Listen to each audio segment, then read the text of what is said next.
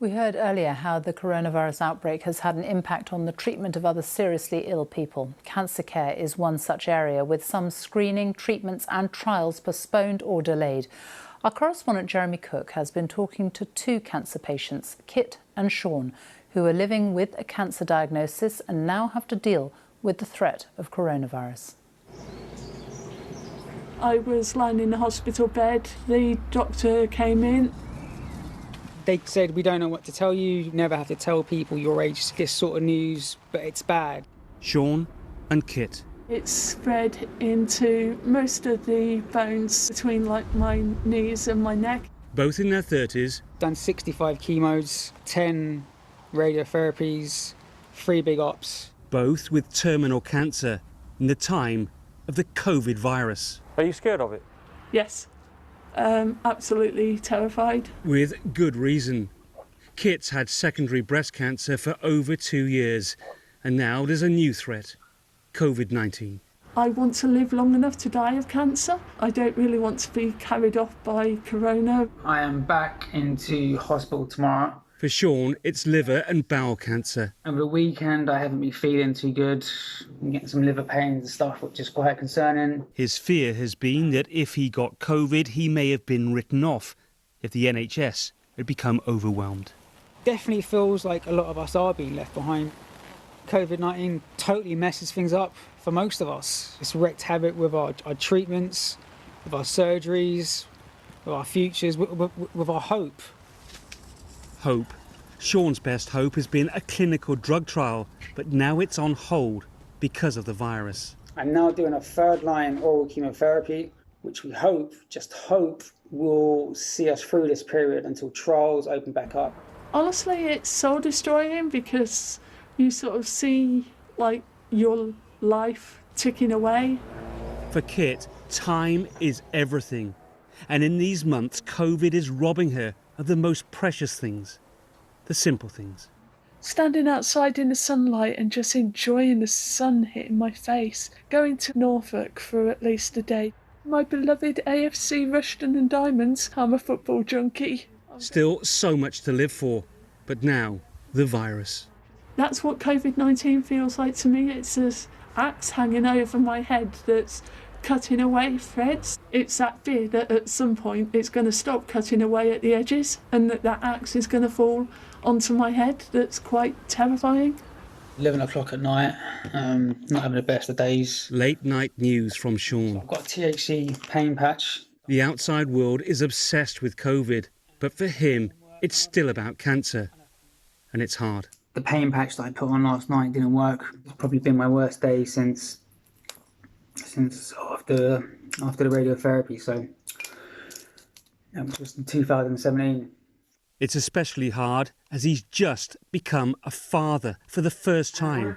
A baby boy, Max. The main thing I want to do with him is to get to take him to a football game. Put him down. I completed my 5th cycle on my oral chemo drug, capecitabine. Yay! And Kit is also looking forward with the love and support of her husband, Phil. He's the love of my life, and thank you that I love making memories with him. For Sean, a new life means new inspiration. Amid lockdown and cancer and COVID, he looks to the future. I'm not planning on going anywhere anytime soon, so yeah. He's my inspiration now, you know. Yeah. And you're going to be there for him, mate? Yeah. I gotta be, man. I will be. Sean, ending that report by Jeremy Cook. Now, the BBC has announced that the filming of EastEnders and Top Gear is set to resume by the end of June, but social distancing will apply and cast members will have to do their own hair and makeup. Production on the shows has been halted so far because of coronavirus. Theatres, meanwhile, will have to wait a lot longer before they can reopen, and they're under mounting financial pressure. Regional and local theatres were already having a tough time before coronavirus. Many are now relying on emergency support. Our arts editor Will Gompertz reports. Many a crown jewel of British theatre has been found and polished in the regions.